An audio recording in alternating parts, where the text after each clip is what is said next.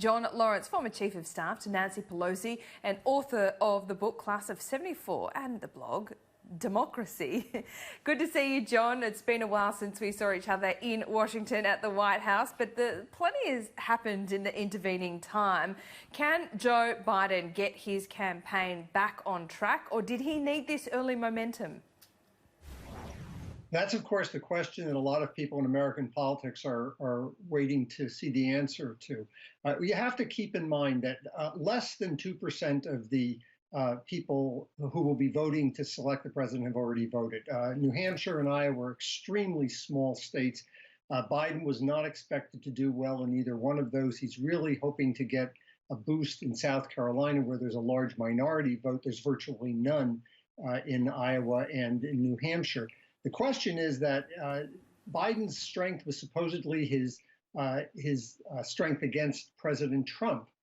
He's not demonstrating much in the way of as a formidable candidate right now. And people are nervous about that, because if Biden loses that aura of the most difficult opponent Trump would face, then a lot of the rationale for his candidacy could collapse. He's got to somehow sustain that momentum, and that means sustaining the money and the grassroots organization, prevent voters from slipping away. Before you get really to the beginning of March, Super Tuesday, lots and lots of delegates at stake, and many of them in states in the South where there's large minority population and where Biden might be expected to do well. But he's going to have an uphill climb now, because people are definitely feeling nervous. Yeah, it looks like they certainly are. What does the Democrat establishment want? Is there still a view that Joe Biden is the best person to take on Donald Trump, or do they need a more, I guess, risky strategy with someone else? Well, I think the establishment, which is a difficult group to categorize, of course, is certainly nervous about Biden's chances at this point. But the way you can tell that is just a growing discussion about Mike Bloomberg. Bloomberg, the former three-term mayor of New York City, who was a Republican mayor. He's been a Republican. He's been a Democrat. He starts to sound a little like Donald Trump in that respect, a billionaire from New York.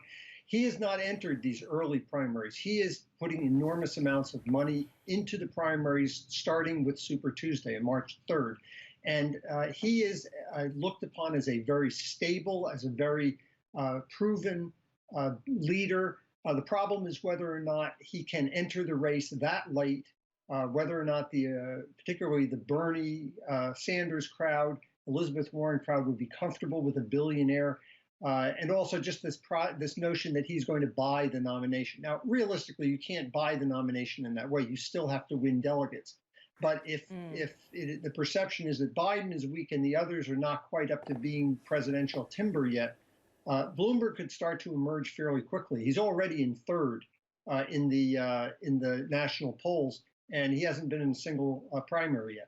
Yeah, and this is the problem, what the base wants. I mean, look at these pictures. The base wants Bernie Sanders, but Bernie Sanders' socialist policies will probably not be enough to beat Donald Trump. You just need to look at the latest example of that, and you can probably look to the UK with Jeremy Corbyn for that.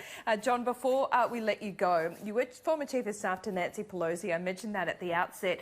She was quite someone to watch during that State of the Union speech. Her face said it all. She ripped up the speech. Do you think that was classic Nancy Pelosi, or is she just trying to beat Donald Trump at his own game in some ways? Well, I don't think it was classic Nancy Pelosi. I was a little stunned, because you don't see her act that decisively on camera usually. And you saw her at the beginning of that speech reach out to shake hands with the president, and he snubbed her. I think this was, however, a deliberate attempt on her part to use the 2 or 3 seconds that she had on camera immediately following the speech to send a message to the American public, and to essentially set the terms of the coverage of the speech by every reporter who covered it on television or in newspapers after that, saying this speech wasn't worth the paper it was printed on, and force a conversation about the credibility of what the president had said in that speech. So it was a little bit of street theater in the House chamber, uncharacteristic, but I think it worked in the sense that it forced the attention to the truthfulness or lack of truthfulness in the president's speech. Yeah.